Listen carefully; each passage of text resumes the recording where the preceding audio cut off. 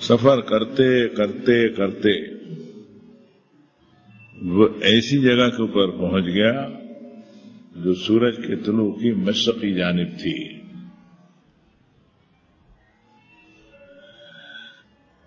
اور وہاں ایک قوم ایسی پائی اس نے کہ سورج کے سوا کوئی آڑی نہیں تھی، اس پر کوئی پردہ نہیں تھا، کوئی ستر نہیں تھی. اسی طرح یہ قصہ ہے محمد صلی اللہ علیہ وسلم، یہ جانتے نہیں ہیں، تم سے پوچھنے والے نہیں جانتے اس قصے کی تفصیلات. ہم بتاتے ہیں تمہیں کہ قد احطنا بما لدیہ خبرا، ذوالقرنین کے پاس جتنا سامان تھا بے شمار تھا، کوئی گن نہ سکے، لیکن مجھے اس کے ایک ایک کیل کانٹے کی خبر تھی کیا ہے اس کے. پھر اس نے ایک تیسرا سفر شروع کیا، وہ بھی بہت لمبا، یہاں تک کہ پہنچتے پہنچتے دو بڑی اونچی مخروطی پہاڑیاں زبردست وہاں پہنچ گیا. وہاں بھی اس نے ایک ایسی قوم پائی کہ کوئی بات کو سمجھتے ہی نہیں تھے، نہ کہہ سکتے تھے نہ دوسرے کی بات سمجھ سکتے تھے، نہ دوسرے کو بات کہیں تو وہ سمجھ سکے. تو بھی انہوں نے اشارے کنارے میں سہارا لے کر ذوالقرنین سے عرض کیا کہ انہوں نے کہا قالوا یا ذوالقرنین، اے ذوالقرنین صاحب، یاجوج و ماجوج کے غارت کر قبیلے زمین میں ہمارے علاقے میں بہت ادھم مچاتے ہیں، بڑا فساد کھڑا کرتے ہیں. کیا ہم آپ کو کچھ بانچ، چندہ یا خراج یا ٹیکس جمع کر کے دیویں کہ ان کے اور ہمارے درمیان میں آپ دونوں پہاڑیوں کو جوڑ کر ایک آڑ بنا دیں کہ یہ آ نہ سکیں؟ ذوالقرنین نے فرمایا سنو، میرے رب نے جو کچھ مجھے دیا ہے بہت کچھ ہے، اور میرے پاس ڈھیروں خیر ہی خیر اللہ نے دیا ہے. تم لیبر پروبلم یعنی مزدوری اور محنت سے میرا ساتھ دو، تو میں ان دونوں پہاڑیوں کے بیچ میں تمہارے اور ان کے درمیان میں ایک مضبوط دیوار کھڑی کر دیتا ہوں. لوہے کے تختے لاؤ میرے پاس بنا بنا کے، اور ان تختوں کو دونوں پہاڑیوں کے بیچ میں رکھنا شروع کیا. یہاں تک اس نے بے شمار لوہے کی بڑی بڑی شیلائیں رکھی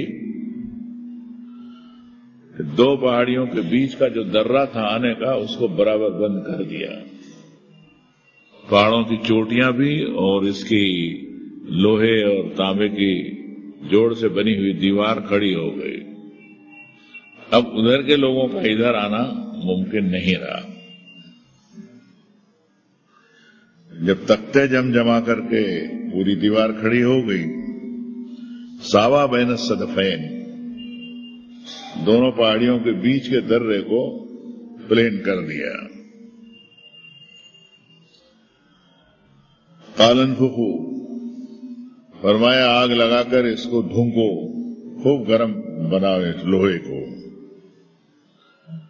یہاں تک کہ وہ دیکھتی آگ بن گئی پوری دیوار.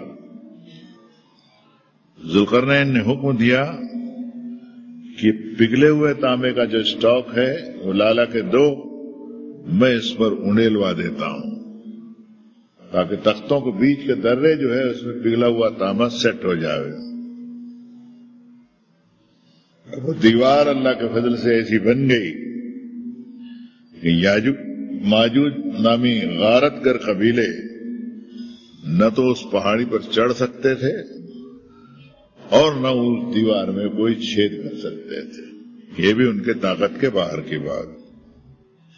کام جب پورا ہو گیا تو ذوالقرنین نے رب تعالیٰ سے عرض کیا کہ ھذا رحمت من ربی، اتنا بڑا کام میرے رب کی رحمت کے سہارے سے ہوا، یہ میری کوئی اپنی طاقت نہیں ہے۔ فَإِذَا جَاءَ وَعْدُ رَبِّي جَعَلَهُ دَكَّاءَ، میرے رب کا جب آخری وعدہ آئے گا قیامت کا تو اس دیوار کو بھی بکنی بنا کے اڑا دے گا۔ وَقَانَ وَعْدُ رَبِّي حَقًّا، میرے رب کا وعدہ سچا سچا ہے۔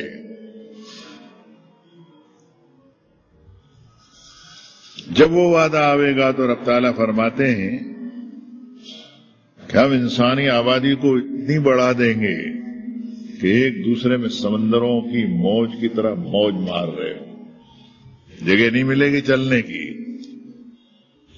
وَنُفِخَ فِي الصُّورِ، اور سور پھونک میں پھونک ماری جائے گی۔ فَجَمَعْنَاهُمْ جَمْعًا، انسانیت کے پوری جنریشن میں سے ایک ایک آدمی کو ہم اپنے سامنے کھڑا کریں گے۔ وَعَرَضْنَا جَهَنَّمَ يَوْمَئِذٍ لِّلْكَافِرِينَ عَرْضًا، جہنم کو منکروں کے سامنے پیش کر دیں گے، وہ دیکھ بھی رہے ہوں گے اس کو۔ یہ وہ لوگ ہوں گے کہ ان کی آنکھیں میرے ذکر سے چکراتی تھی، غفلت میں تھے، یہ کبھی مجھے یاد نہیں کیا۔ وَقَانُوا لَا يَسْتَطِيعُونَ سَمْعًا، اور کسی نے یاد بھی دلایا کہ تیرا کوئی رب ہے، تجھے مر کے جانا ہے، تو اس کی بات بھی انہوں نے سنی نہیں ہے۔ یہ 19 آیتوں کا ترجمہ کرنے میں تھوڑا سا میں نے ترجمانی کا سہارا لیا، اس لیے کہ جو لوگ روز قرآن شریف پڑھتے ہیں ان کے لیے تو آسان ہے، جو سال بھرے میں ایک آدھ ختم کرتے ہیں یا 2 سال 5 سال میں، یا صرف چند صورتیں وظیفے کی پڑھتے ہیں، پورا قرآن نہیں پڑھتے، ان کے سمجھ میں نہ آوے، اس لیے تھوڑی سی کوشش کی۔